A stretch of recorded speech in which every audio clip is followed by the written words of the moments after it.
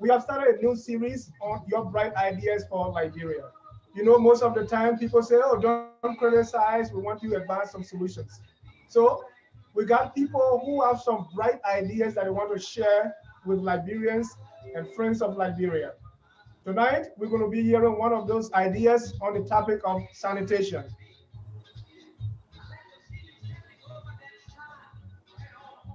And I have all the crew here. I have my co-host, Mrs. Knuckles-Guishard. Danielle, welcome. And we have our guest, Ansu Dualu, all the way from Lowell, Massachusetts. No, I met Ansu first in Lowell. I don't know if he's still there in Lowell. Ansu, welcome. And we want to say welcome to all our friends across the globe. We are discussing sanitation tonight. We started a brand new series, and that begins today, which is Your Bright Ideas for Liberia. You know, most of the time we talk Liberia, we're all passionate about our country and what we can do to move it forward. We have ideas, others have ideas, others, sometimes we are criticized or we have been cautioned that most of the time we just criticize without solutions, or we only see the problem. So this time we want to start a series. If you have some bright ideas, also come get in touch with us so that we can share them with the world. People have some ideas that they want to share. Liberia is the only country we have. What can we do to move it forward? Tonight, our first topic for this series is on the issue of sanitation. Sanitation in Liberia, starting with the capital. And with that, I pass it on to my co-host, Danielle. Danielle, it's all yours. Thanks, Dennis. Welcome again to our guest, Mr. Ansu Dualu. And as Dennis said, today we'll be discussing his bright idea on how to handle sanitation in Liberia. Before we begin, I would like to encourage you to please like our Facebook page and also follow our person page, both Focus on Liberia, and subscribe to our YouTube channel, Focus on Liberia, where we post these shows after streaming it live here on Facebook. So to begin and to tell you a little bit about our guest tonight, Mr. Ansu Dualu owns a sanitation company in Liberia for about 10 years, and he holds undergraduate and graduate degrees from the University of Massachusetts, and he currently works as a senior analyst out of Boston, Massachusetts. So, Mr. Dualu, again, welcome, and thank you for being here. Thank you so much. Appreciate the time. Yes, so to get started tonight, as we read in your background, you have a background in business and financial analytics. So how did you get into sanitation and why are you so passionate about it? Well, thank you so much for having me on the show. I want to extend our thanks to Jah as well. It goes back to 2006 when Madam Ellen Johnson Sirleaf first came to power. There was an issue in the country. They had a symposium in Washington, D.C. The Liberian Investment Commission, at the time it was headed by Richie Tolbert, they came to Washington, D.C. The goal was to have young professional Liberians come back home to invest into the country. Now, initially when I went to Liberia, I did not go for sanitation. I went for something totally different. I was looking for a business venture, hopefully to do macro lending. That's what I wanted to do in Liberia.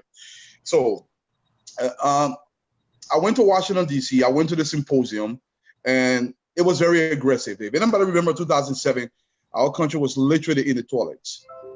There was literally nothing. Everything was broken down, and these guys were serious about having young Liberians come to the country. So I got into Liberia. I went in to do some feasibility study. The whole goal was to get to Liberia, run some numbers, and see how we can bring a business to Liberia to improve conditions on the ground. We had to do something. Because remember now, we had an expert coming to the helm. We had Ellen Johnson Sirleaf. This woman with enviable credentials was going to come to the country, hopefully to develop our country. I personally was so excited by Ellen Johnson Sirleaf. I could not believe that we were so fortunate to have this woman. That's a whole different story now, but At the time, that's how I felt. Apologize here, my phone kind of fell off a little bit. At the time, that's how I felt. I felt LA could change this country. So I literally quit my job. At the time, there's an article that I wrote about this. It's called Dualu Group Inc. Can you still hear me? Yes, we can still hear you. Okay. It's called Dualu Group Inc. A possible solution to Liberia's sanitation problems. So anybody can Google this. You can see this for yourself. I went into the country. The goal was to do a feasibility study. So when I got to Liberia, what I saw literally shocked me. The corruption we're experiencing today was heavy in the country. And I was a little afraid to invest my money in the location where I could possibly not get my money back. But what happened was I was going up and down Monrovia, going from ministry to ministry, going to the police station, going everywhere, gathering information. I could not help but notice people literally peeping on the sidewalk, downtown Monrovia, against government buildings. People were just pissing everywhere. And so I went to City Hall, and at the time we had Ophelia Huff Situma. She was the city mayor of City Hall, of the city at the time. I had an audience with her. I mean, listen, I see people just pissing everywhere. What's going on? She said, you boy, we don't have anything. We have absolutely nothing to address that problem. There's nothing we can do about it. And then the idea was born. I was fortunate in my previous life. I was a United States Marine. And what we used to do was, I was stationed in Japan for 2 years. We would go to Southeast Asia. Every time we're doing training exercises, we would bring these porta potties out to the field. And then I thought to myself, I said, well, if this macro lending things, I didn't believe it was going to work because we had no courts. The courts did not work. In fact, it's almost still to that point to this day. Because if I borrow somebody money in Liberia, they may not pay me back. There's absolutely nothing I can do about it. I can take them to court, but it's not going to get anywhere. And I realized I could not do macro lending in Liberia, so to speak. I was going to focus my efforts on something entirely different. And when I saw people pissing up and down Monrovia, like literally on Broad Street, everywhere. I mean, it has not changed much, but at the time it was serious. In fact, behind the finance ministry, there is a spot. I personally cleaned that spot.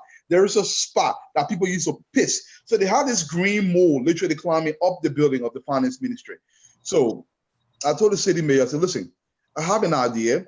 And if you can give me an audience with some of your directors and we can discuss this. And I was fortunate, they gave me an audience. I said, listen, I can put together some stuff and see if I can get some porta parties in the city.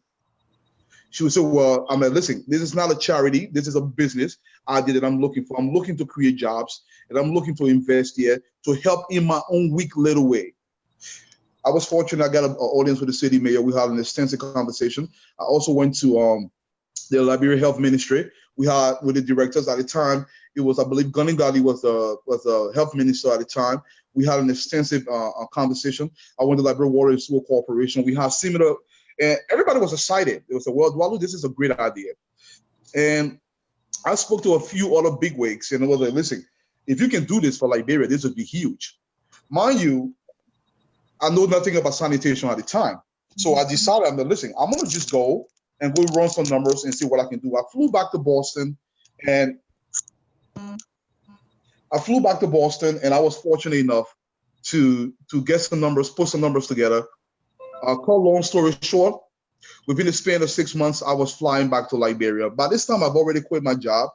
I was fortunate where my wife and I, we put together some money that we had, cashing a few 401k. We have an investment property here out in Fall River, Mass.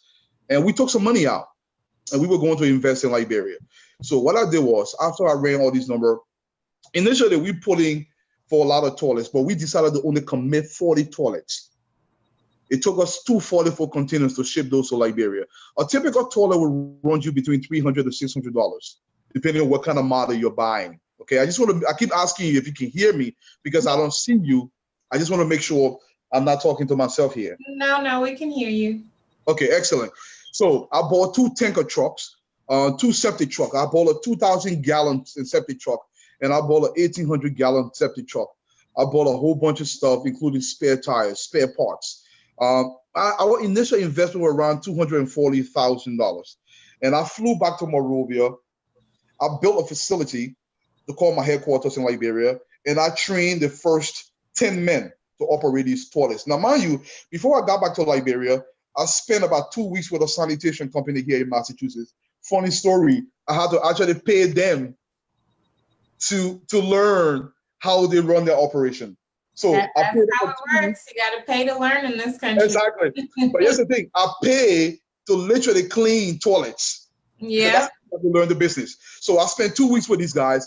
They sold me about 30 toilets, and I bought another 10 toilets from another entity, and I put them together and I shipped them to Liberia. I flew back to Monrovia, and all of a sudden, literally everything changed. It's still in the article. The article is actually called Dualu Group Inc., a possible solution to Liberia's sanitation problems.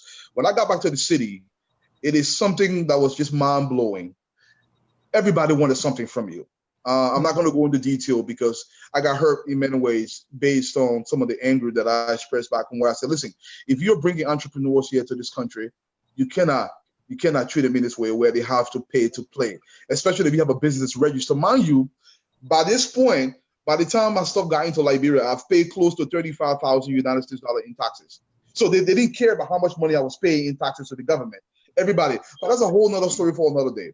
Cut long story short, my supplies arrived in the country. But before the supply arrived, it took another 3 months before we get to Liberia. I was already in the country. I have built a facility. I've trained men, and I started my advertisement campaign to acquaint the city with what was going on. Mind you, close to 95% of the people we encounter around the city haven't even seen these photo parties before. They were like, oh, what is this? What is this? People thought the president brought these to actually, after we explained to them, to address the sanitation issue that the city was facing. Now, remember back in 2007 and 2008, there were literally poo-poo and pee-pee flowing down Broad Street. It still is to this day, but it was severe during that time. Very, very severe. People would literally just pour feces from their septic tank and just pour it in the streets. It was that ridiculous in the city. So what I did was, I grabbed a couple of my trucks. I rented a few other trucks. I have a couple of pickups on the ground in Liberia.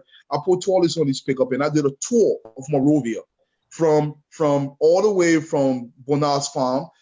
We went towards Dualu. We circled the entire city. The goal was to educate the city. We literally stopped on Broad Street for like 3 hours. There was crowds everywhere. Said, what are these? What are we going to do with these? The goal was to acquaint these people. Say, listen, you don't have to pee-pee and poo-poo outside.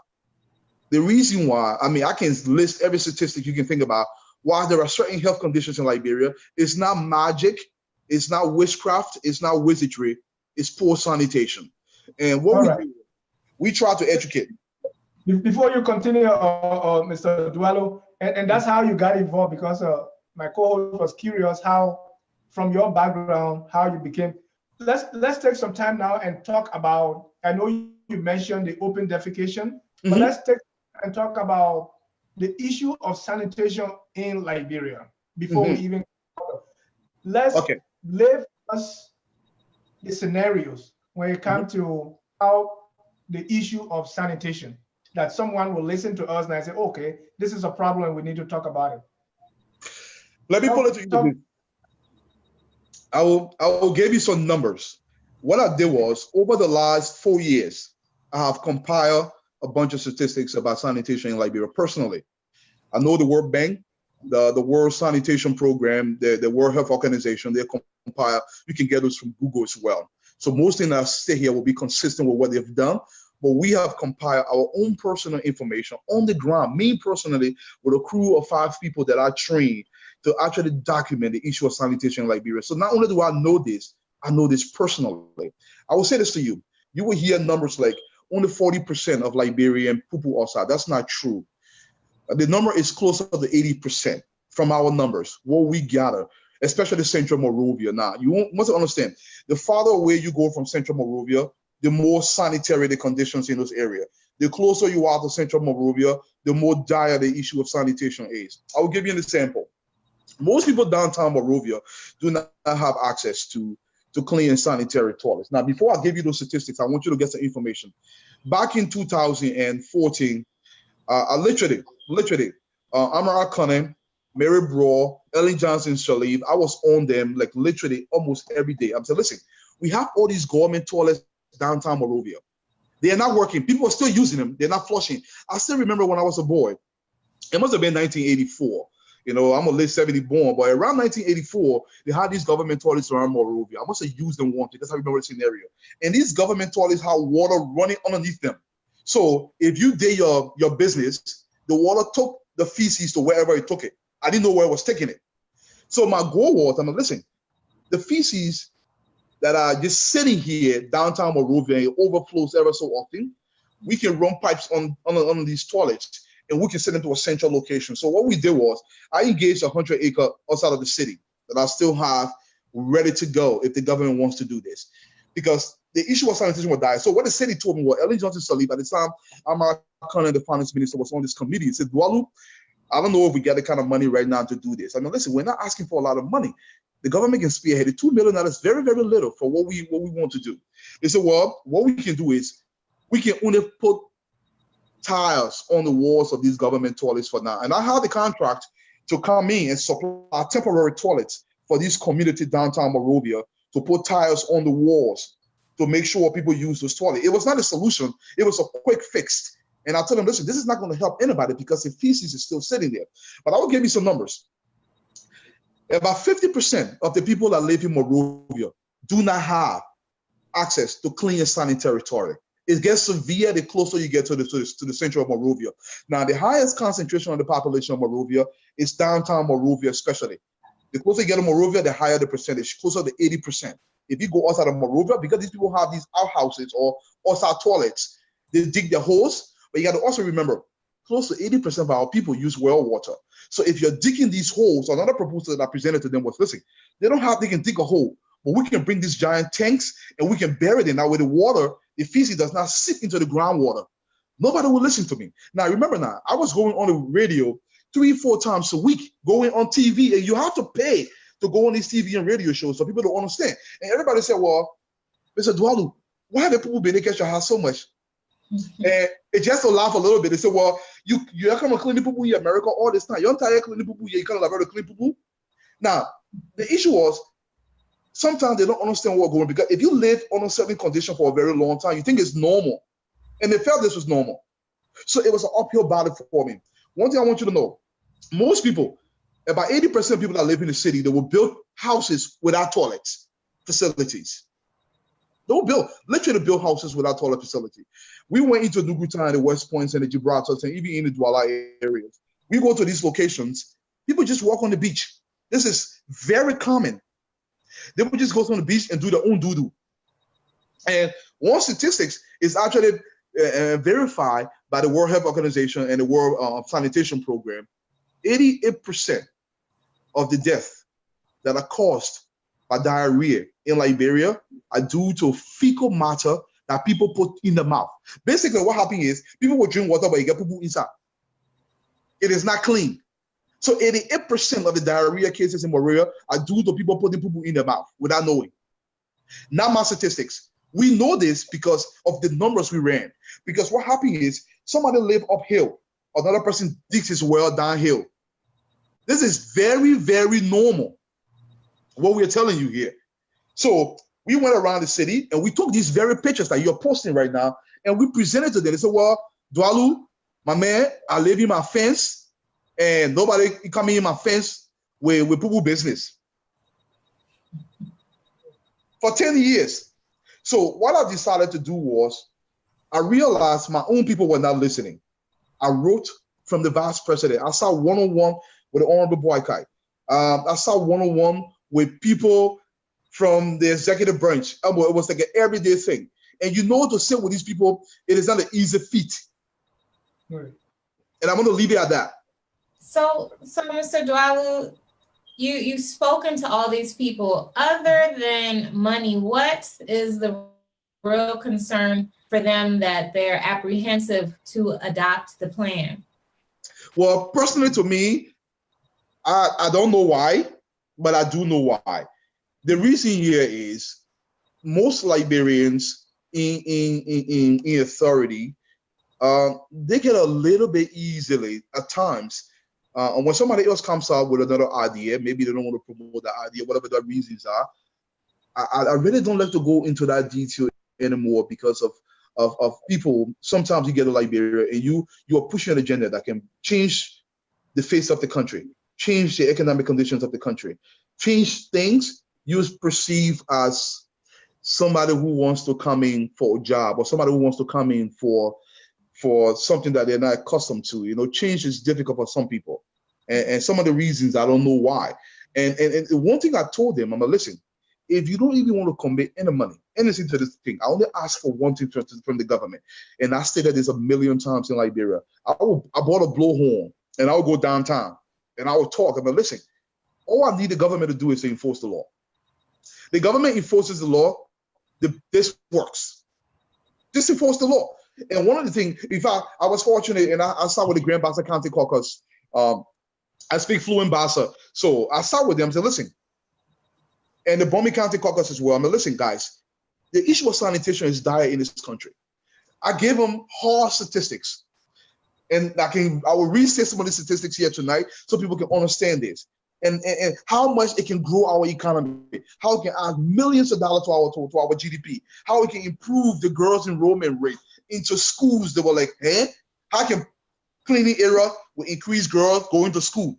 I didn't expect you to understand that. I knew nothing about sanitation in the beginning. I had to teach myself for 10 years understanding this process. We will sit down. We will talk. If you read the article that I posted, they will tell you what's in it for me. Now, that's a lingo I'm going to leave to the audience to decipher for themselves. Mr. Dualu. Yes. Mr. Dualu, I used to live near Jamaica Road in the 80s when I was going to high school. And right there behind, there's a company there used to call Sako. Okay. Right there, they fish. And we lived there, and to the best of my knowledge, that was normal because people take the dirt from wherever, they come and dump the dirt right there where we lived. Mm-hmm. So talk to me about this whole idea of where we throw our dirt, where we dump our trash. Thank you very, very much. And I appreciate that you asked that question. I know exactly what you're talking about. Right now, cow feed, it's not just the dirt. The traders across the street from there, they kill cows, they kill sheep, they kill goats, they kill a lot of stuff. And they take the guts of those goats, the byproduct of those goats, and they dump it right into the swamp. This is decaying flesh, literally being dumped into the swamp. Tons and tons of them.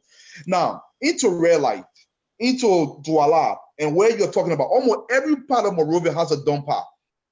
I told City Hall back in 2010, 2011, all the way till today. I told City Hall, listen, we are spending money in a way that is not meant to be spent. I made a video about 3 months ago, and I forwarded that video to you. You did see the video. And I believe that the very higher echelon of our government today have seen the video. I have confirmation that they've seen this video. And I told them the way we are doing trash in the city, it is not economically viable for a very long time. It's extremely expensive to do this. I have a better system. I was fortunate to visit some location in Southeast Asia where these people, what they're doing with trash over there, I want you to put this in perspective. These Asian countries have huge populations compared to what we have. In fact, our entire country is 4.5 million people. That's a village in Asia. They're doing magic with trash. You have these huge piles of trash in Red Light, in Dualu, in the places you just mentioned, and they would just sit there. It will sit there for months. And when it rains, the trash kind of seep into the swamps. These swamps go ahead, they go to other locations around the entire city. Remember, on average, groundwater will travel between 7 to 12 miles a day if it's on a flat surface. So the stuff you're talking about, people poo-poo and pee-pee outside and the trash being dumped, is going into well water. That's why 88% of the diarrhea cases in Liberia is due to people putting poo-poo in the mouth without knowing. It's a fact. Because it's fecal matter, it's in the rainwater, it's in the well water, it's in the water we're using. So these trash locations, I told them, and there was a number that came out with City Hall. We had a meeting one time. They said, well, we're spending between $90,000 a week just to clean the trash from the city. And I gave us, listen, give me 75. And after 3 years, pay no more money. I will be responsible to remove the trash from Monrovia because I gave them a system that I can set up. And that system will pay for itself. I only ask you for 3 to 5 years. The system will pay for itself. And it will add over $100 million to our GDP. I show them how it will add that money to our GDP. I told him we will provide 200 permanent jobs within the first 1 year. I showed them how we will provide those jobs. But the government has to have a stake in the game. Nobody's going to invest in the sanitation in the country when the country itself is refusing to invest in the sanitation. So you made reference to that video. I want to play a piece of it for our audience right here. Thank you. Yeah, let me do that.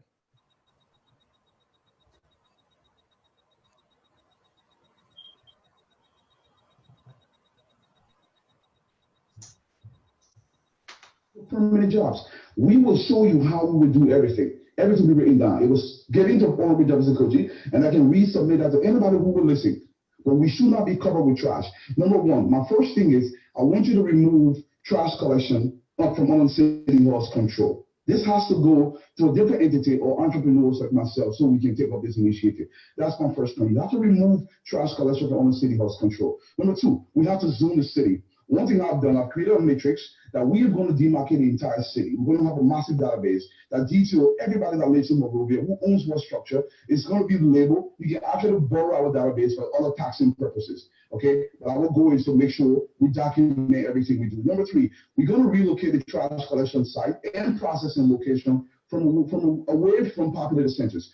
Currently, we have the trash collection site in Bonal Farm. Okay, it's ridiculous. Why do we even have it there? It doesn't make any sense. The city is expanding. We have to also expand with the city. And my fourth and most important initiative is this: employment, sustainability, growth, and most importantly, expansion. And we have to add value to our trash in Monrovia. Okay? I'm literally begging you, Mr. Weir, and President Weir, we can do this. We don't need foreigners. All we need is the government to commit to this so we can clean that city. We have a stake in the game. This is where we were born, in Monrovia. But we cannot continue to sit out about where the city literally goes to the dumper, as we say in Liberia. And another thing I want to point out also, there are costs. There are several costs to poor sanitation. And most people may not associate this with sanitation, but poor sanitation does have costs. The Liberian government only dedicates less than 0.1% of the national budget towards sanitation. Let me repeat, not 1%, less than 0.1% towards sanitation in the country. So if you were to do the math, if our national budget is around, let's say, $560 million, we're spending less than $560,000 on sanitation. That's how much it costs to maintain one legislator in Liberia. So we're spending more money on one legislator than we're spending on sanitation in the country. Okay, that's just a brief of what you discussed before in your video, and I watched it when you did this. So that's a good segue to what is your plan for sanitation or to control sanitation? My plan is threefold. My first plan is, number one, we have to professionalize sanitation, meaning the city, the government has to stick to the business of governance, allow entrepreneurs to take care of this. Number one, allocate the issue of sanitation to private entrepreneurs like myself. Number two, build an institution that is long-lasting. Number three, control the collection of trash in the city by organized means where it can add value to the country itself. Those are the three plans, okay? Look, the city is expanding. People don't like this. The world is projecting that the city of Monrovia in the next 10 to 15 years will have 3 million people. We currently have about 900,000 to 1 million people living in Monrovia, and the trash is killing us. Imagine if the city triples and we don't have the institution or the infrastructure to address that. Mr. Ansu, we have a question from Facebook, and I had a similar question as well.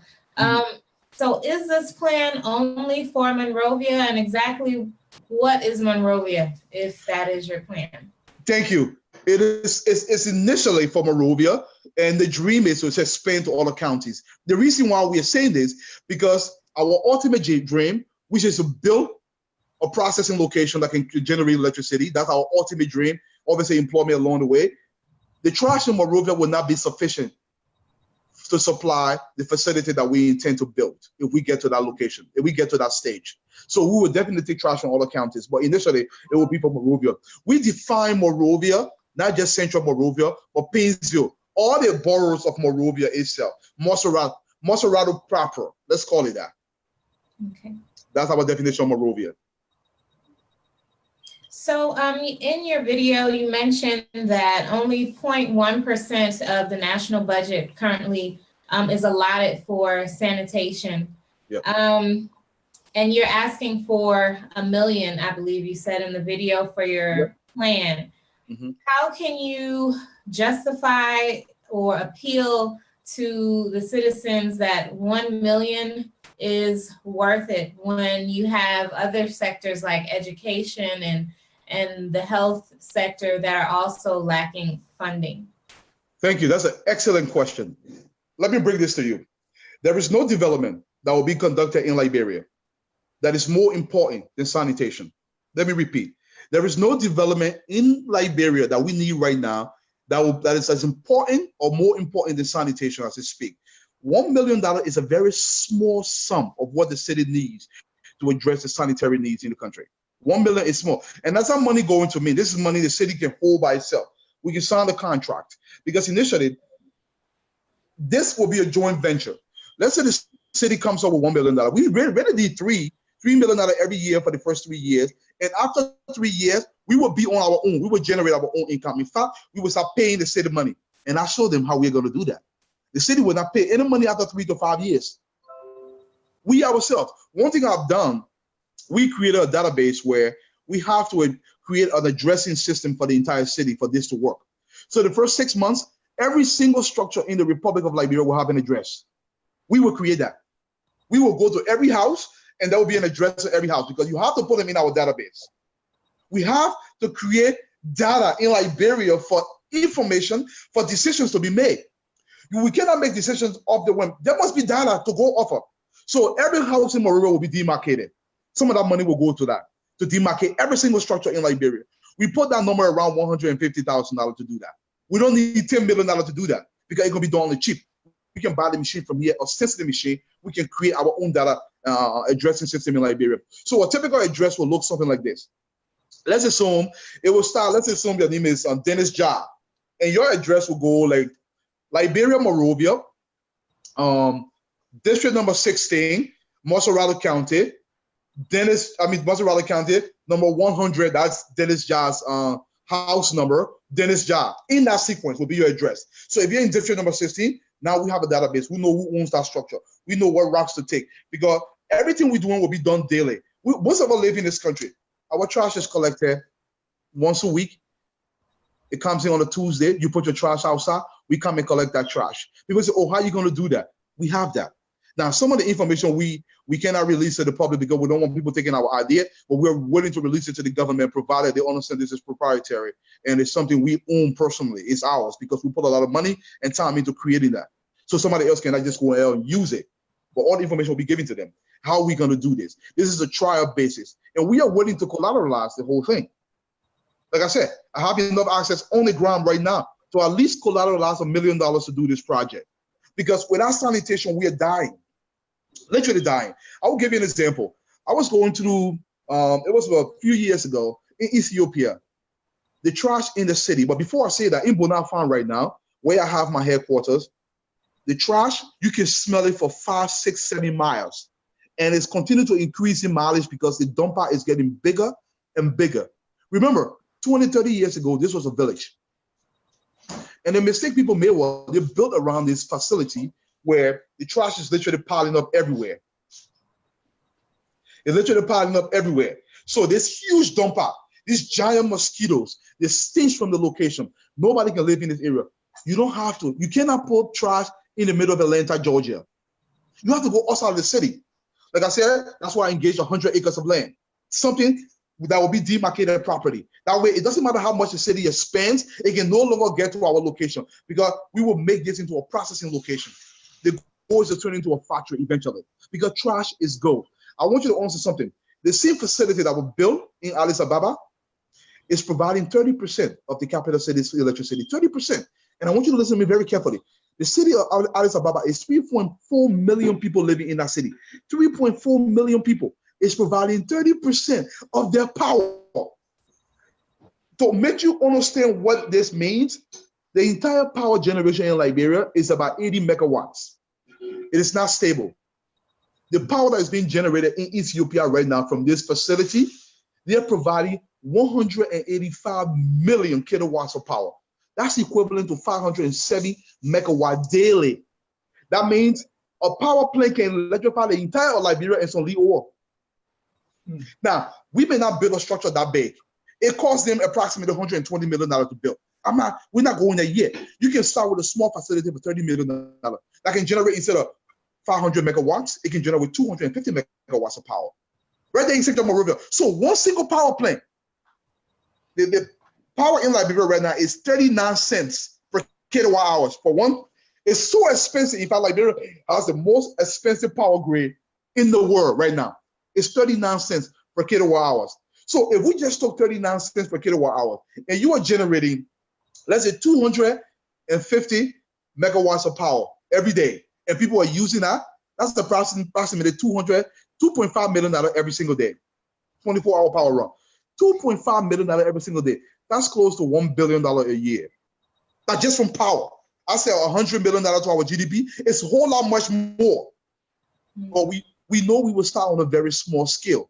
I haven't gone to where the trash is used to make a roofing material, where the trash, the ashes from the burned trash is used to make zinc. It used to make bricks. It used to make a whole bunch of stuff where we can make our own plastic facility right in the same location. Now, I don't expect the government to come up with $30-40 million upfront, but if we start with $2-3 million or even a $1 million project over 3 years, within the first 6 years, it has the capability. Just within the compounds of Monrovia, our information and our numbers show we can generate between $10 to $15 million per year after the first 3 years. Right there in Monrovia, not anywhere else. That means we are doing nothing. We are just collecting the trash and dumping it with nothing with it.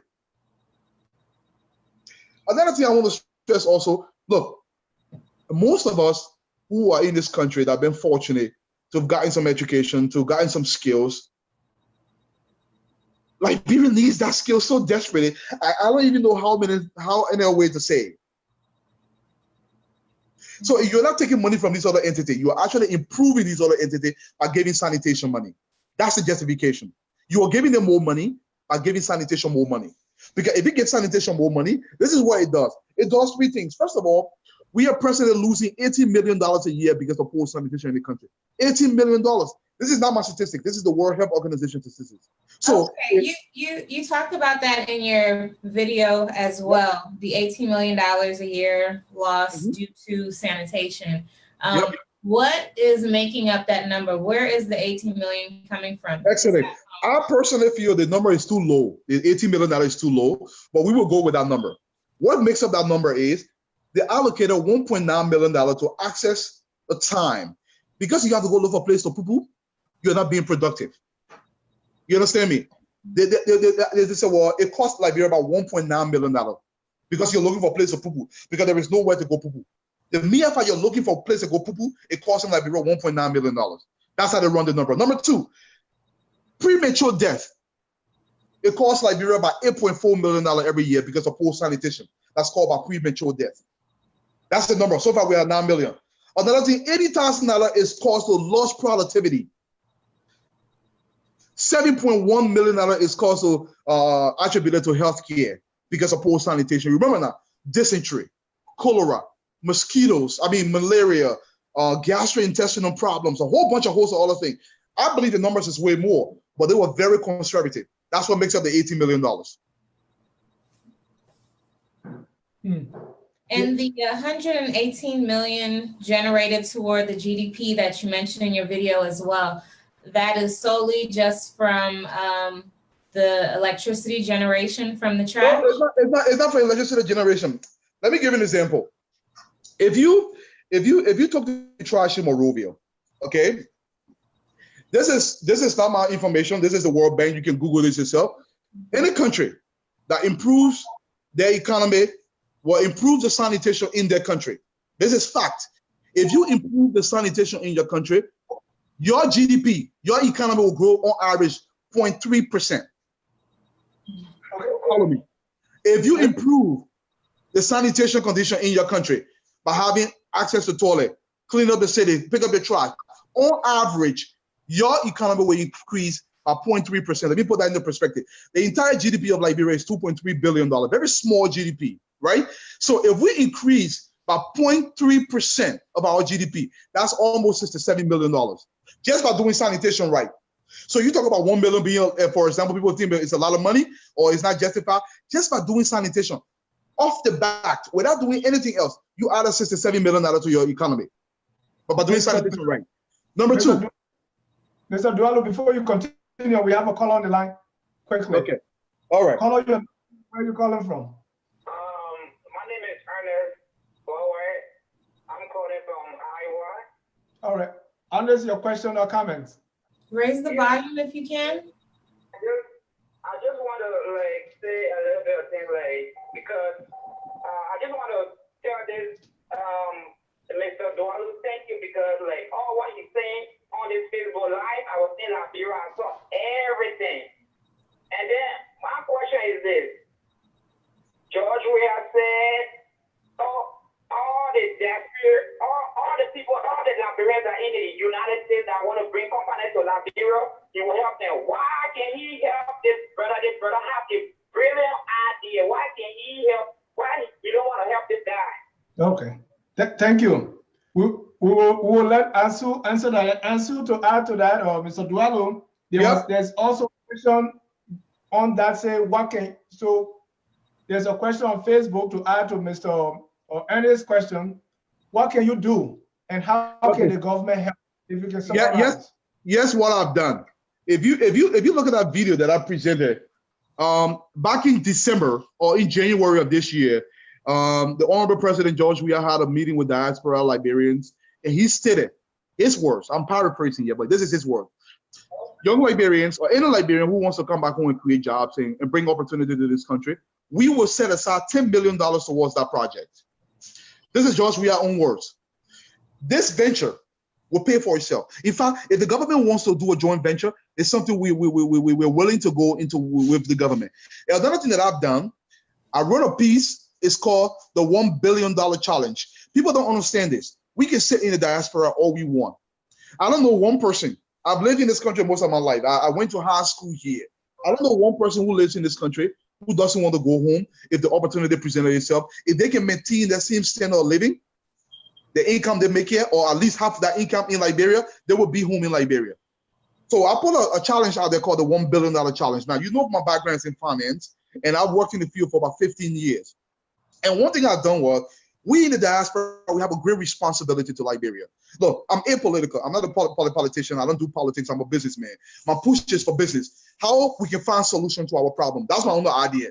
You know, I'm not Mr. Senator, Mr. This. No, my own is totally different. My recommendation was, Liberians in the diaspora, we can pull our resources. If you Google Liberia's $1 billion challenge, if you Google it, it was published by Front Page Africa. It was published by the Liberian Perspective. It was published by TFC. And I made several recommendations. We in the diaspora, we can create, okay? It's almost like a GoFundMe, but it's not a GoFundMe. It's like a venture capitalist operation. So we can designate certain projects in Liberia. So if you live in Iowa, for example, we have a town hall meeting. We put 3 or 4 guys together. He said, listen, let's go to Liberian communities in the diaspora and try to raise some money to set up a company in Liberia that we control here in America, in Australia, in Britain, whatever we are. And we can say, listen, we want to build a super highway around the city of Maruba. We can build a thoroughfare. Like in every city, there's a ring road, you know, a beltway around the city. You can put an in-lane around the city. We can generate. So if each Liberian, we have approximately 1 million Liberians living in the diaspora, not just in America, but in Britain, in Australia. If you just do, if each of you pay $500, it's not free. You get a certificate. It's a bond. Every month, you will get 1% or 2% or 3% on your bond. We can go through a local bank here, the Bank of America, the JP Morgan Stanley. We can go through Chase Bank, something I contacted them. You got to Google this article. And then what will happen is they will be our backers. So all your money will go into Chase Bank. So let's assume we raise $100 million. That $100 million can go into a project in Liberia, because Liberia will not develop if we don't put our hand underneath her. You follow me? Mr. Dualu, great idea. And that is where I was heading next. And I see Mr. sorry. Cargenuine Johnson also has a similar question. He said, can we raise this money ourselves to implement the idea? So yes, you can Google the $1 billion challenge. It's out there. I wrote it. It's a $1 billion challenge. It gave you the steps that we can use to do this. Now, a lot of times we don't trust each other. Say, oh, the man will eat my money. This is why I'm bringing a third party, like Chase Bank, like an insurance company to back this money. The money is not coming to my hand. In this country, when the government of the United States wants to do a major project, they sell bonds, they sell mutual funds, they sell security, they arbitrage this thing. So if I put my $500 into this project and we take all this $500, let's assume we raise $200 million. We take this, okay, we will say that we can constitute a board of Liberians. So listen, we will do this project. No project in Liberia will be for free. Every project we do will be meant to generate power. For instance, let's assume we want to build a 400 megawatt power plant in Liberia, a dam. And then we can compete with LEC, who will provide power for our people, but it's done in a professional way. So we can raise the money. In fact, when I gave that proposal, people say, oh, but Dualu, you crazy. No Liberian will be interested in that kind of thing there. But I don't believe that. I only believe the reason why we don't do certain things because the leadership is not there. If people know that money is safe, it's with a reputable institution, they are willing to commit how much is $500 in this country for most of us? We can mago and get that money. Mr. Dualu, great point, and I agree with you. I think there are definitely people in the diaspora who would be willing to invest their money if they felt they had that layer of protection Exactly. of the Western world rule of law. Thank you. However, we've had other guests on this platform before, and even as you've alluded to it yourself, sometimes the issue is that every project is politicized or can be politicized, and sometimes, you know, someone will try to start a project or work on a project, and then there's certain roadblocks that are put up. So even if you're able to raise, let's say, $1 million or $100 million from the diaspora, how do you think you would combat those, you know, probable roadblocks? I love the question. I love the question. When you say that, you know, LEC could potentially be your competition, you know, do you really want to compete with a government entity? No, I will not be competing with LEC. You have to read the article. Google, the $1 billion challenge. I addressed that very concern. Yeah. What I have done, most of us, we are not going to make this company initiative because of that very reason, because of these roadblocks. We're going to make this an American company, a British company, or Australian company. Will be protected by American laws. Because when we are going in, we are signing a contract with the Liberian government as Americans, even though we are Liberians. So we will be protected by the U.S. Embassy. So if we sign a contract, they will heed that contract. Those roadblocks will be removed. I addressed that. So one thing we will do is, this is why if we have the backing of Chase, look, Chase will take your money. JP Morgan Stanley, Citizen Financial Group, they will take your money. In fact, when I ran the idea by them, they said, well, other countries do this. They said, this is a brilliant idea. If you bring the money, obviously not for free, they take a fee for managing your money. We all know that. All of that will be addressed. And then what happens is, we say, well, we want to invest in a hydropower dam or 300 megawatt dam for the Republic of Liberia. The Liberian government, you sign a contract, a 100-year contract with Liberians. Everybody who invests, they get a certificate every month. They get an interest payment, you know, the capital gain interest payment towards them. We build. It's protected under sovereign U.S. laws. The Liberian government not going to go outside the way to war. You can compete with LEC. Look, LEC has absolutely nothing. In fact, I really believe if we build that, LEC will go out of business because people want efficiency. Look, if you're running your small business and you come to Diaspora Powers, let's assume that's the name of it, and they are consistent, they are on time, there is no Google G in their affairs, they attend to your business, great customer service. You think you're going to be wasting your time behind LEC 24/7 to come into Google G where you know you're going to call Diaspora Power, and they're going to come in, they're going to address your problems, and you're going to get power 24/7. But you agree, though, that you wouldn't be able to move forward on the first step if the government doesn't agree to your contract, doesn't allow you to operate your business in their country? I agree, but the government will. The reason why I know the government will, because the government has no other alternative. This is an alternative that will be pushed by Liberians. We can make a dollar. Look, the most powerful set of Liberians is us. People forget this. Economics move the world. And we have not put our economics to work in Liberia. You know, a lot of time people just sit on these airways and talk, all the radio shows, all the talk shows. They're not putting the money into Liberia. We have to put our money there because where your money is where you're going to protect. Liberia needs our money. The only thing is the institutions back home are not strong. It cannot be made strong until people who know how to protect institutions, who are working institutions, are there to make sure to strengthen other institutions. Okay, let me give you an example. If we get home, and let's assume, hypothetically speaking, we build this massive power plant that is efficient, it's run by professional Liberians. The mere fact that we are doing that, it forces other institutions around to get stronger, to become more efficient. The next thing we know is, you know what? We're going to get into the banking sector. We're not just going to do power. People, so overall, we will force the system to develop. Not from outside, but now from inside, because we are there now. We're not just into power. We into maybe a rail line between Lofa County and Monrovia. Maybe now, instead of building, we build a private university. We build a private hospital. Because the government is not equipped to do this. We have proven this for 172 years. So we private Liberians can come in and say, listen, we have pulled our resources from America. This is registered under American law, registered under British law. And then we are protected.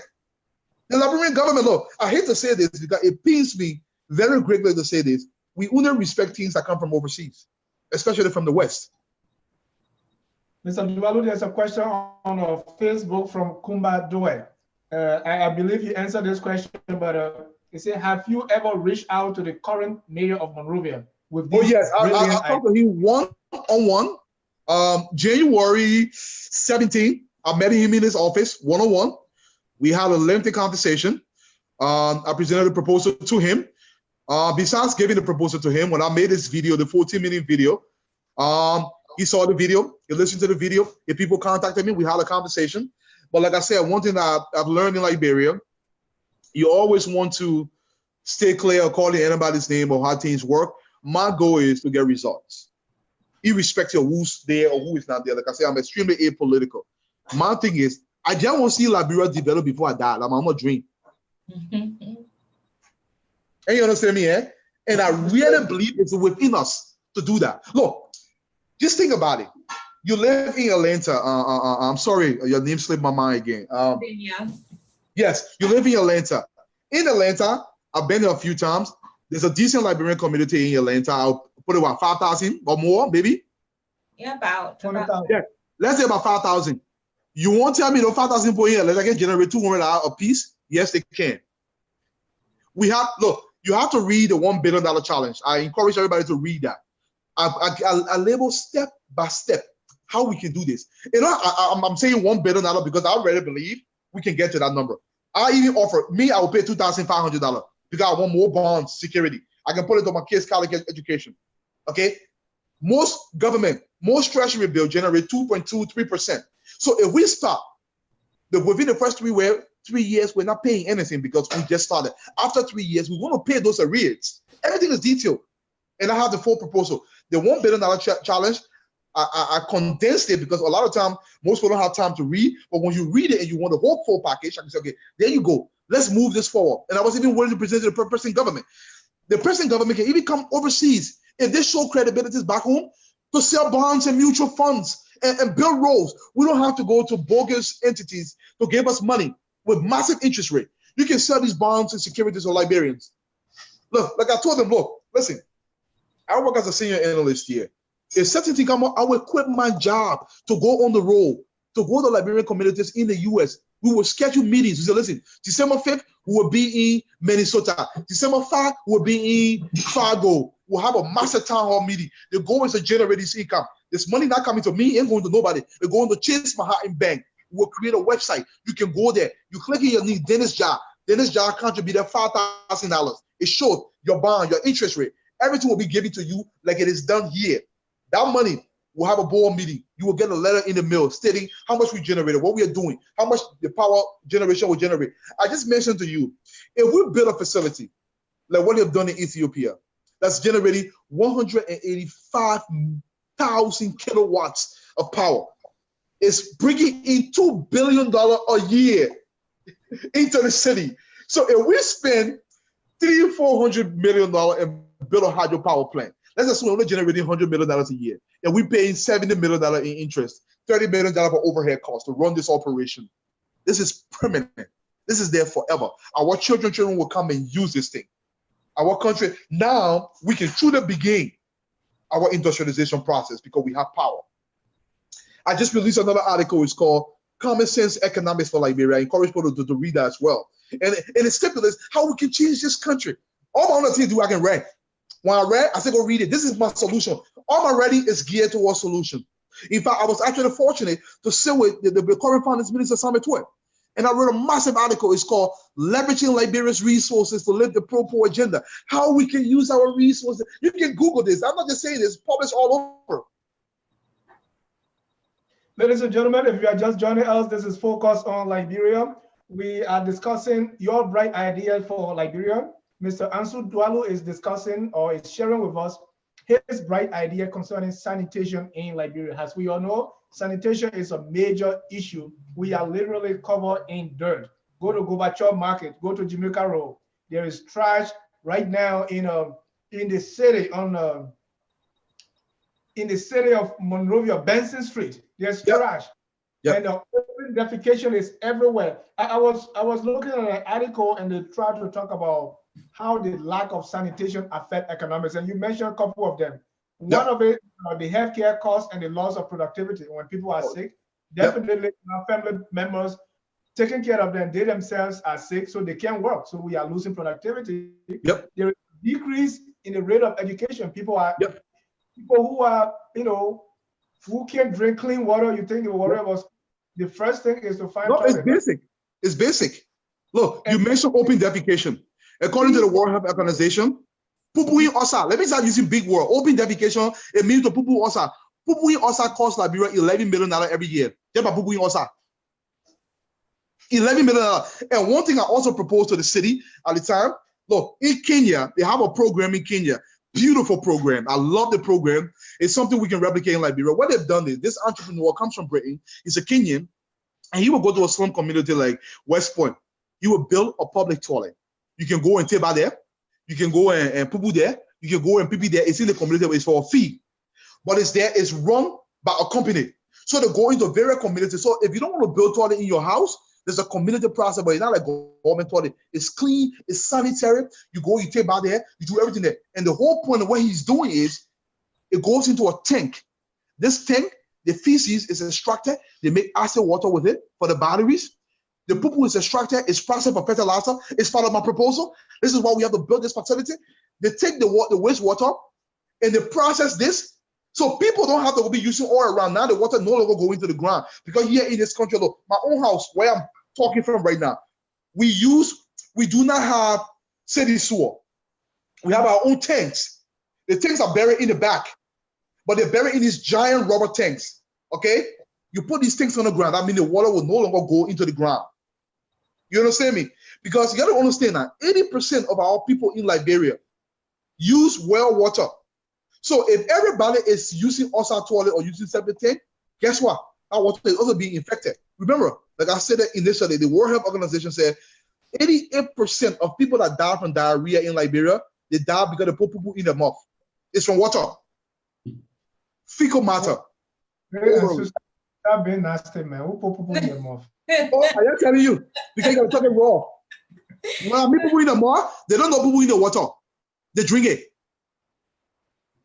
So this is your bright ideas. If you have your bright ideas, just contact us so that you can have the time to share. And there's a process, but you can send an email to focusonliberia@gmail.com, and we'll be able to share your bright ideas to the gatekeepers in Liberia and all people of the world that can listen. The more we have education and we know these things can happen, the better we are to help our country move forward. Thank you. Mr. Dualu, I had another question. I wanted to go back. I wanted to ask exactly what happened with your first project with the porta potties. Okay, the porta potties are still there. And I like to always go back to the glory days. I just want to first list some of the things we did in Liberia with the porta potties. I did not fully realize my dream there, but I did a few things. And I was fortunate to place a little over 16 toilets in real life. I was excited. The very first week myself in the field, I went there and I was removing about 2,000 gallons of pee and poo from real life every single day. And people would come in. They instead of just pissing in the street, it shimmy this whole country. When foreigners come out our country, men just stand on the dumper and really get pee. And these toilets were all over from red light all the way to EAWA Junction. We had toilets all around. When we had the extensive colloquium in Liberia back in 2007 or 2008, at the SKD Sports Complex, I had 25 toilets there. We serviced Liberians all day. I was excited that people were not peeing on the ground, pooping on the ground, because we were actually taking all this waste. All over the city. In fact, when Ellen launched her NGO, Meswa Gun in Cape Mount County, we took toilets there. We took about 13 toilets to Cape Mount County, and people, because dignitaries from all around the world were there to use these facilities. The Metal Steel Railroad that were built, we supplied the toilets from Buchanan to the Yugipa. We supplied the toilet along the railroad. The toilets are there, but I had to get rid of my 2 trucks because they were vandalized. A couple of the trucks were destroyed, so I had to set them off. And what I did was I bought a piece of land right on the road. If you go into Kakata, and you can't miss it, I just put all the toilets there. And I decided to slow this down because my intent was to have people use this stuff in the communities. I mean, for as little as $5 LD, because operational cost is extremely expensive. Remember, everything comes from the US. But our people, and this is why I said initially, the goal was to get the government to enforce the law. It's the only thing I was concerned about. Right. Enforce the law. If somebody PPE or if you found it, $100 LD, the next time they don't do it, you enforce the law. We acquaint them with this process because, you got to understand, when people are looking for food, they're not concerned about somebody PPE or they're not concerned about somebody PPE or but we that know better, we should be concerned about that. So the porta potties are still there. I just decided to pack them for now because the waste, the solid waste, we're talking about the dumper in Bonal Farm. I mean, if you drove past Rehe Field right now, the total gas station, you start smelling the dumper. Right, huge. In fact, yesterday, the city of Monrovia, through the Commerce Ministry, they dumped thousands of pig feet on the dumper.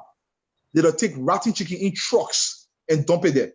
And mind you, our people, look, I live not too far from the dumper when I go to Liberia. Our people will go on the dumper.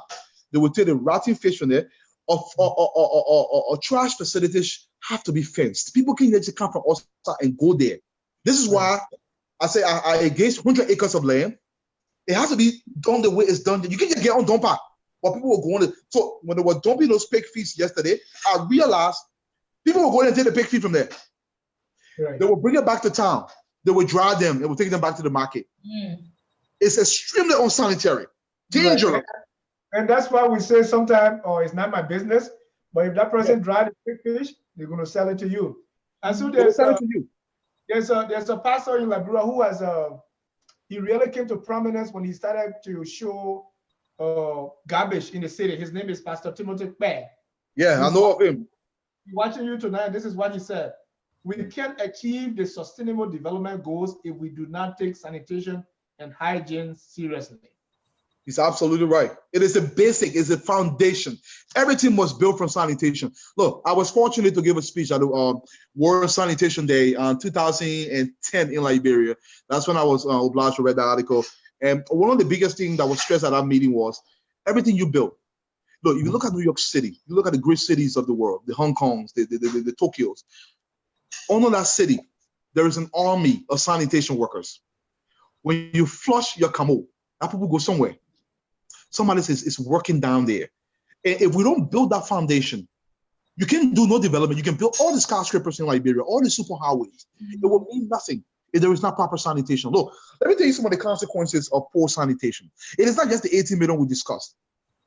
Besides a possible epidemic outbreak, funeral cost because the mortality rate increases heavily. I don't have to explain that. Everybody understands that. Water pollution. One of the main reasons why Ebola was so rampant in Liberia because of poor sanitation, our hygiene and the way we treat sanitation issue, we don't address it properly. Car cognitive development. I want to stop there for a second to understand it.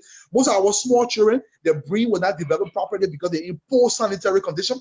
Malaria itself, the mosquito, it slows their cognitive growth because of poor sanitation. This is not me. This is the World Health Organization.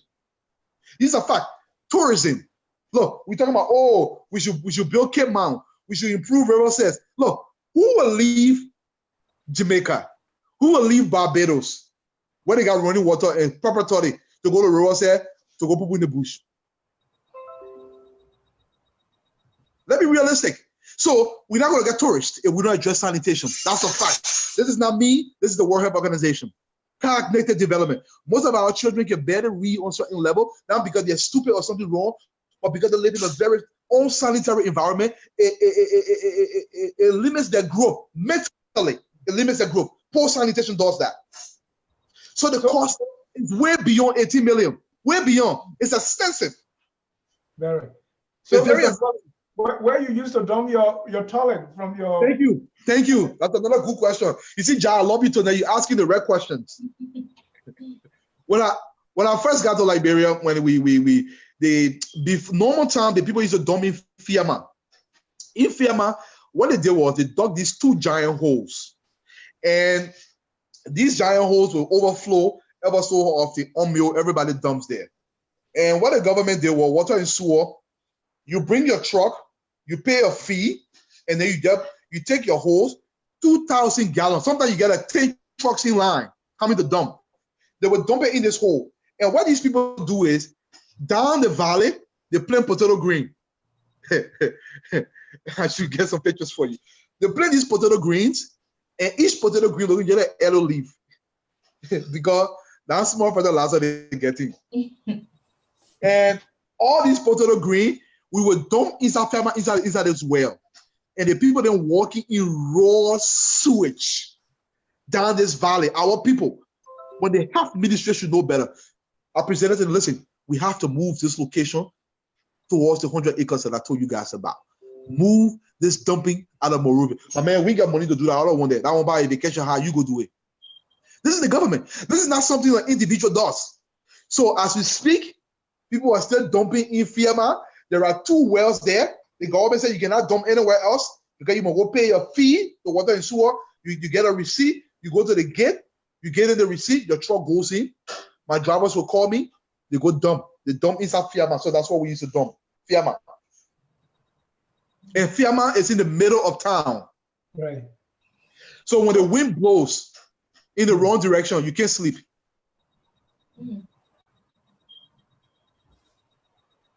You make some people not eat tonight. No, but that's the fact. You have to be straightforward with this. That's the fact. And another thing I want to stress, it's important because it excites me when I learn of this. If we improve our sanitation, the amount of girls that will go to school will increase by 10%. People say, what's the correlation? Oh my God, are you kidding me? Look at our environment. Where, for example, you have, if I get 3 boys and 3 girls to go to school, I got money. In our society, we only send the boys to school, right? But when sanitation start improving, the United Nations has found when the area is very clean, people's mentality start changing because there are certain things they associate with that. They've learned that there is an uptick of girls going to school up to 10% higher when we improve sanitation. We got so many reasons to improve sanitation. I can say Dualu, just look at it this way. If we have to do open defecation, who you think will be shamed doing that? The girls. So the girls. They stay away. Yeah, they stay away. And guess what? It will kill the girls quicker because they are not relieving themselves properly. Hey, look, this thing about this is the fundamentals of development. We talk about, everybody have heard about the hierarchical structure. Shelter, food, clothing, basic thing. Sanitation is amongst them.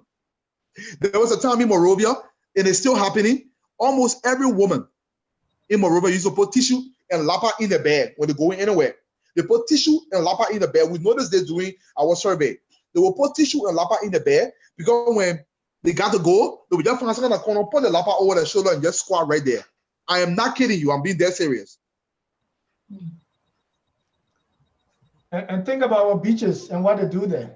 Oh, Everybody they've seen the pictures. It's everywhere. It's everywhere. Look, Boucher Quarter. One time we went to the Lands and Mines Ministry. We ended up putting about 16 toilets from they had a program at the legislature, and they called us and they said, listen, man, Dualu, we need some toilets. So I took these toilets to them, put it all along these places. The people in the community, by the time we put the toilet down, there was a line wrapping around the black Bassa community up the hill by the health ministry. Oh, we get toilet tango. Because they used to get up from that Bassa community. They will walk behind the executive mansion all the way on the beach to go poo-poo. But for that 2 days, they go poo-poo right in their own community. Because imagine you really have to go, but you got to walk half a mile to go use the bathroom on the beach. No, I'll tell you a personal story. When I was in the 2nd grade in my hometown, our parents were not there, so we went to live with a family member. And a boy at my age, open defecation, right? But in my house, we have a latrine, a pit latrine. So because I was expected to go and sit on the garbage to ease myself, I couldn't go for a week. Thank you. So during the weekend, when I went home to my mom, as soon as she saw me, she started to cry. She said, "What has happened?" My stomach was like a pregnant woman. Yes. And you know what it does? What I did to you, if you don't have for a very long time, several diseases are developing in your stomach. Okay? And some of them, I don't even know how to say their names. These diseases will develop because what happened here, now you have rotting crap in your body that should have been out of your body is there. It creates it eats your gut, it eats your intestine. Because you cannot, people keep poo-poo and pee-pee in Liberia more than anywhere else. Because sometimes there's nowhere to go. In fact, there was a time I went to the health ministry. I remember one time I went to the health ministry. We had a meeting there regarding the same sanitation issue, and I needed to use the bathroom. And the other guy said, "Oh, Dualu, the minister, because normally when I'm there, they will let me use because the minister or the deputy minister will have a bathroom in a place where they have like a drum, and when he finishes, somebody flushes for him or he flushes it himself." Most people at the ministry were going outside of the ministry against the wall of the health ministry of the Republic of Liberia. There were people on the walls of the health ministry. Finance ministry, behind finance ministry. One time we have to clean behind finance ministry and put toilets there for people not to be on the walls of the finance ministry. I'm not saying in the bush, I'm saying downtown Broad Street. So Mr. Dualu, let's come to the steps as of today. As we speak now. So starting tomorrow is Monday. What can you do? Well, they have my proposal. I'm willing to address it with them. I'm willing to commit to this 100%. I don't want somebody else to go do it because this is my dream. This is my idea. And I don't feel comfortable giving it to nobody. I want to do it myself. Like I said, I will quit my job today. And if the government is serious, I'm willing to collateralize whatever I have in the country. I have enough, like I said, minimum, at least $1 million. If the government must meet me halfway, let's begin this process. This process of addressing sanitation. Listen, we have to build the country in a way. I mean, the city is expanding. Over the next 15 years, close to 3 million people might be living in Monrovia. If the people continue to leave the countryside and come to the city and the birth rate continue to increase, the issue of sanitation will be more dire. Back in, I think it was in 2002, in Zimbabwe, when cholera hit the city, it was due to post all around the world. Google those numbers. So the water will get dirtier. There will be more dysentery. There will be more diarrhea. There will be more mosquitoes. So the only way we can address that, we have to bring people with the passion who really want to do this and start to strategically address this issue. Like I provide a solution, what we need to do, how to address the bottleneck in the city, how to end open. Those are immediate fixes. I can end open defecation in 3 months in the Republic of Liberia. Ansu Dualu. 3 months. But the government must commit because you cannot put your money somewhere when you know there is no commitment. You understand me? 3 months. We can end open defecation in 3 months in Monrovia. This is not rocket science. It's being done all around the world. But we are not prioritizing in sanitation. Look, listen, I mentioned in the video that the government spent less than 0.1% on sanitation. This is not my number. This is the World Health Organization, the Republic of Liberia. Do you know how much it costs on average to maintain one legislator, one senator in Liberia? We're not going to stick to that. But we are spending almost equal amount for the Republic of Liberia on the issue of sanitation. Do you know why they try to stay in real estate sometimes for 2 months? So now a whole month is piling up. And when it rains, the rain kind of washes the dirt from the trash and it pushes it downstream. It goes into well. It goes into places. Crop. There's a thing in Liberia right now called be serious. Like crop. Eh? People say people wish me with a. Then I wish you that dirty water. So, Mr. Dualu, everything starts with education. That's part of it we're doing, because if the citizenry is informed about these things, they can probably help to push the government or to push the power that be to do something about it. Are you taking any step in the direction of education? Oh, yes. I did that extensively. Like I said, I was on the radio 2-3 times a week in Liberia. I did an in-person tour. Almost. Imagine you take 4-5 trucks, you put toilets on it to go around Monrovia. It's not cheap. So I've done enough education. I've written articles. I've taken blowhorns at junctions and tried to educate people. I've done things. I've passed out flyers around Monrovia. I have done that. But my thing is, I don't want you to shift the blame to the regular people. Our people are eager to be led. It goes back to the leadership. I don't expect Man Kebe, who never went to school, who trying to find a little bit about to feed her grandchildren or her own children, to be worried about sanitation issue in the country. This is not her priority. It's the survival. Survival is her priority. The priority be on the government. The government knows better. The health ministry should know better. They should be the people pushing this forward. You understand me? Because they know better. So I've sat down with them. I have pushed for this. I have done everything imaginable. This is not the first show that I've come on to address the issue. I've been on Mr. Gilman's show. We have discussed this. And people, in a response, I will get minister will text me. And I'm friend with Pierre. Dualu, but many things I go out there, but many people now listen you. I said, what capacity are you in? You are in the higher echelon of government. You got to push this. Look. And there was a period in Liberia. They said, oh, we will go to foreigners. Foreigners will come. They will come. We'll go to a Moroccan firm. We'll go to a Japanese firm. Mr. Dualu, there's an overseas call. Call out your name and where you're calling from. Okay, Mayor Koji, welcome to Focus on Liberia. Thank you.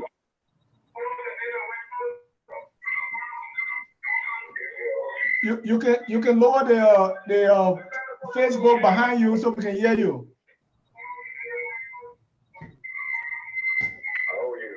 I'm doing great, and you? There's a feedback in the background, so if you can turn that volume low, then we can hear you properly, sir. Am I okay now? Yes, that's much better. Okay, thank you, man. You're welcome. Yeah, I just got on Facebook and listened to Dualu. Okay. I also use this time to appreciate him. It's one issue that I cannot record about the instance he's mentioned that he met me. But about the fact that he's in the kind of patriotic ideas he's been sharing, we can be trying to push out to people and trying to see how we can solve some solution. If Dualu, as a Liberian, is thinking like this, and I think that is the fundamental issues that we Liberians will begin to approach. It's just not about criticizing, it's about being preparing, and being willing to see how we can rally and find a solution. So I've been very tough, and it has begun to meet a lot more people, and we assume this responsibility. Everyone come to you and say, look, they have solutions as related to this whole wisdom, and what is a fundamental challenge, and the way he pitches idea. So basically, I try to go out on call on Facebook, about the ideas being pitched by him. It is a national consent, right. And what he said about it is a national security threat. Right. And I think whatever we can do to collectively see how we can engage it, I think that's something very marvelous. I can't recall where we met, but I would appreciate letting me say to him, because I have extensive interest in what he's discussing. Okay. And I'll let me commit to him. My office is open, and he can tell me. I know he's in the U.S. And during the U.S., I think a week from now or 2 weeks from now, okay, I'll be in the U.S. I have a speaking engagement at Harvard. But rather than we can connect in the U.S. or he can come to Liberia and see how we can manifest and see how we can put the ideas to action. I appreciate that, Honorable Major. Mr. Dualu, that's the voice of Okoji. Thank you. Thank God. Thank God. And I really want to commend the mayor. He made a lot of sense, and we want to commend him for that. This thing, it has to be addressed by every one of us. It is not the mayor's problem. It is not the government's problem. It's a Liberian problem. It must be addressed in a Liberian way. And just by the mayor calling, it shows that he cares about this issue. It shows that he's concerned about this issue because it's been plaguing me for over 10 years. Plaguing me for over 10 years. When Mary Bro she's my Oma, we were together almost every day regarding this issue. So I'm excited that the mayor has called, and if he's serious, it appears he's serious, and we can sit down, we can have a conversation first and see what their intentions are, and then we can go from there. And I'll be excited to do that. Thank you. That's great. The mayor is due in the country in 2 weeks. Yep. And we're glad to meet with you, even if you can go to Liberia. His office is open. So we are glad that okay. I think. Welcome to Focus on Liberia. Your name and where you calling from, please. Yes. Hello. Hello. Yeah. My name is Teresa. I'm calling from Australia. Teresa, welcome to FOL. Your question or comment? Yes. I just want to say thank you to the brother that online tonight. My name is Teresa. I'm calling from Australia. Teresa, welcome to FOL. Teresa, you can lower the Facebook in the background so we can hear you.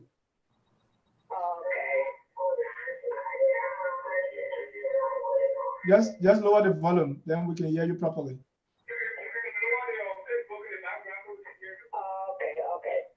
You hear me now? Yes. Yeah, I just want to say thank you for the brother that online today. I really want to say thank you because everything he's saying there, they are very good ideas.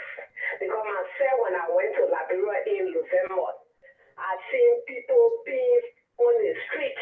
Even when you passing by there, they pee on the street. And I said, my people, why are people doing this? They say, well, that's what they do, yeah. I said, but people passing, why they can't be shamed? Why they pee all on the road? So it would be great for the Liberian people to learn and carry their ideas to Liberia, to put it to use. It will be very great. I really want to say thank you to that brother. I'm listening to everything that he's saying tonight. His body inside me. I'm just happy that everything that he's planning it should come to real light. Let the president see to it. Let people that learn overseas, let it go back to Liberia and work in their own country. Because you can see it in the brother's eyes that he really want to do it. Thank you so much. And we appreciate you calling.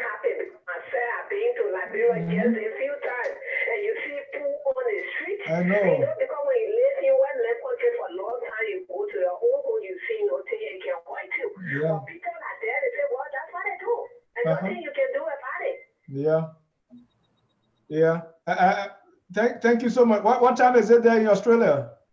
Well, let me look at the time. Let me see the time tonight, today.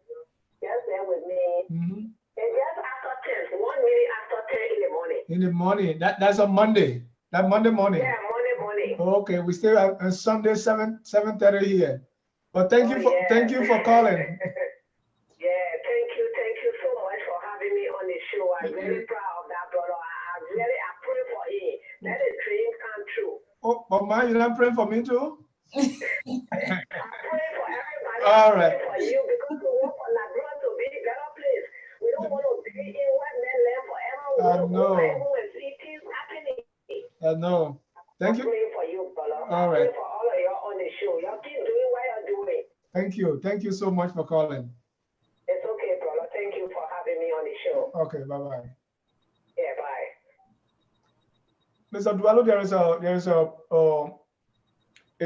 colleague who told me that he works in Kakata or Mangibi County, Habel area. Yep. So he said, Dennis, you see, I'm like in my 60s now. You know, we have some of the senior movements. So I'm in a car from Habel to Monrovia. There is no place for me to stop by the road. There's no McDonald's for me to go and use the bathroom. And you expect me as an old man to go stay in the street like everybody else. we laugh with these things, but this is a serious problem, my brother. Look, They were going to make fun of me in Liberia one time. Let me tell you what happened. Luckily, I had my own car. I had a pickup. It's a big pickup that I would drive around. And I ate some food next to Finance Ministry. There's a little restaurant there. I went there that day. I ate that food. My brother, the thing I'm telling you, I jumped in the back of that pickup. Luckily, there is no police to stop anybody.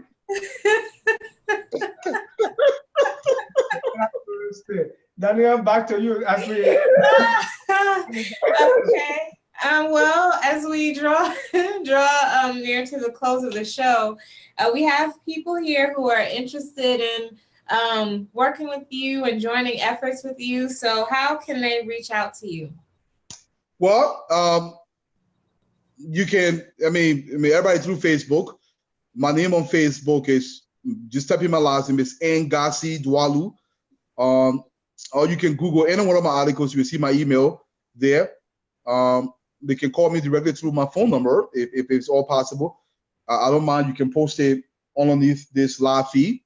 Jahasi as well, or I can read it. And my thing is, one of the things, you know, people, we always say government, government, government. We know the limitations of our governments back home. We who have been privileged. Look, Liberians in the diaspora send home over $500 million a year. For you to further understand what that means, the entire budget of the Republic of Liberia is $560 million. Almost equivalent. That's how powerful we are. But we are not putting those resources to develop Liberia. So what is our legacy? What are we going to leave to Liberia? Absolutely nothing. Look, I can go home and build a personal project in Liberia. It's equally commendable. I will clap for you if that is done, because you're adding value to the country, and I appreciate that. But what is that value if it doesn't touch other Liberians? When I mean touch, I mean personally, you know? So my thing is, we have to find a way. This is why I propose this $1 billion challenge. I'm saying 1 billion, let it not scare anybody. This is not a lot of money that can be generated. If we can send home over $500 million a year, we can generate $1 billion. Imagine if we were to come together in the diaspora, all the Liberian president here across the country, the Liberian chapter of Iowa, the Liberian chapter of Minnesota, and we say, well, we would generate this money, set up a venture capitalist firm here in the States, and then we decide on what projects to invest in, private projects, not for free, not for profit. Because one thing we forget to realize in most of the third world, when something is government, when it's free, it doesn't have sustaining capability. It will die in no time. It will die. So it has to be able to sustain itself. This is something I've been proposing, something I've been talking about. So we have to look for things like that to do. And my biggest thing is tonight, I'm glad the mayor called. Let people be talking about this. Let officials in the government understand this, that we are equally Liberian. I mean, I was born in John F. Kennedy Hospital, downtown. I'm Liberian, my neighbor street buried there. Irrespective of our differences, our heart, our soul, our mind is in Liberia. There's a reason why I take my children home every year. There's a reason behind it. Because my heart is in Liberia. It's in Liberia. You know, but we have to do a whole lot for Liberia to say we love Liberia. Saying I love you is not sufficient. I can say I love you to my wife of almost 18 years for much as I want. But if I don't show her, it's insignificant. It means nothing to her. We have to show Liberia love. That's my biggest thing. We have to show Liberia a degree of love. And that love must be tangible. It must be felt. It must be compassionate. And it must change the lives of our people. And that's why I'm going to leave it. Okay, well, thank you, Mr. Dualu, for joining us today. We really appreciate it. You've got everyone excited about sanitation in Liberia. Yeah. That's a hard thing to do. Ooh, baby. And I think you'll definitely have people reaching out to you to help you with your efforts. And thank you again to Mayor Koji for joining us. So it says that you're watching and we appreciate it. Yep. As Dennis said already, we want to continue this series of big ideas. if you have a big idea or a great idea to tackle another issue in Liberia, please write us so we can have you on the show and you can get everybody excited about your issue and get other people who would want to support you in your efforts. As always, thank you to our guests for joining. There would be no Focus on Liberia without you guys. And so back to you, Dennis. Until then, my name is Dennis Ja. Thank you, Ansu. Thank you to our guest relations manager, Stephanie Setro. Until then, from all of us, we say thank you for joining. Good night, and God bless you. Thank you, brother.